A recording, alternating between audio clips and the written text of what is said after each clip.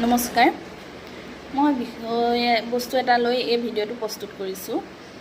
বিষয়বস্তুটো এনেকুৱা ধৰণৰ, এই বোৱাৰীসকলক যে এনেকৈ নিৰ্যাতন কৰি থকা হৈছে, আমি নিউজ হওক ভিডিঅ' আকাৰে যে পাই আছোঁ, ফেচবুক নিউজত পায়ে আছোঁ হয়নে বাৰু।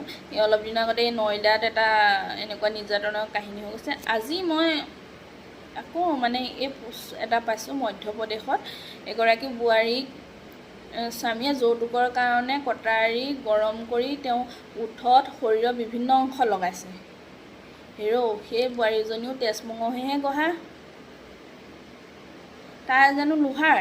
তহঁতি জ্বলাই থাকিবি, তাই গম নাপাব, তাই দুখ নাপাব, তাই কিমান কষ্ট হৈছে এবাৰ ভাবি চাইছনে? তহঁতৰ যদি ইমান সামৰ্থ্যই নাই, তহঁতি ইমান যদি কাপুৰুষ, কিয় বিয়া পাত?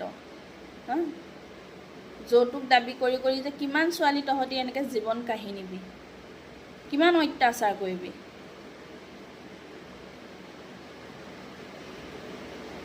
কাপুৰুষ হৈ যেতিয়া জন্মই লৈছ, তেনেহ'লে ছোৱালী বিয়া কৰাবই নালাগে।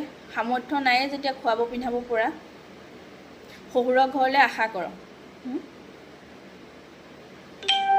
ইয়াত কিন্তু অভিভাৱকসকলৰো ভুল নথকা নহয় আকৌ। ইয়াত মাক দেউতাকৰো কিছু ভুল আছে। ধনী চাকৰিয়াল ল'ৰা বিচাৰি বিচাৰি কেতিয়াবা নিজৰ এই ছোৱালীজনীৰ জীৱনটো ধ্বংস কৰি দিয়ে। এবাৰো ভাবি নাচায় যে মোৰ ছোৱালীজনী সেই ল'ৰাটোৱে সুখত ৰাখিব পাৰিবনে নোৱাৰে। এনেকুৱা কিছুমান দানৱৰ হাতত নিজৰ ছোৱালীজনী গতাই দিয়ে নহয়। পিছত সেই দানৱবোৰে এই মাংস খোৱা দি খায় ছোৱালীজনীৰ জীৱনটো। সিহঁতি মানুহ নহয়, সিহঁতি দানৱ হয়, একোটা দানৱ। সিহঁতি মানুহৰ তেজৰ লগত খেলা কৰা মানুহ। ছোৱালীসকলকো অনুৰোধ কৰোঁ, জীৱনসংগী বিচাৰোঁতেনে বহুতবাৰ ভাবি চাই ল'ব। এই যিজন ব্যক্তিৰ সৈতে গোটেই জীৱনটো থাকিম বুলি ভাবে, সেই ব্যক্তিজনে আপোনালোকক সঁচাকৈ ভালে ৰাখিব পাৰিবনে? গোটেই জীৱনৰ কথা আছে, খন্তেক সময়ৰ কথা নহয়। ধৈৰ্য ধৰি সিদ্ধান্তবোৰ ল'ব। বহুতবাৰ ভাবি চাব এইবোৰ সিদ্ধান্ত লওঁতেনে। বৈবাহিক জীৱনটো ধেমালি নহয়, এইটো এটা গম্ভীৰ বিষয় হৈ পৰিছে। কিমান ছোৱালী নিৰ্যাতনৰ বলি হৈছে।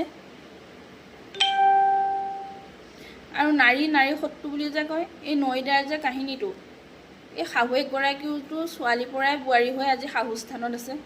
সেই শাহুগৰাকীয়ে কেনেকৈ পাৰিলে সেই বোৱাৰীগৰাকীক ইমান অত্যাচাৰ কৰিবলৈ? পুতেকৰ লগত নিজৰ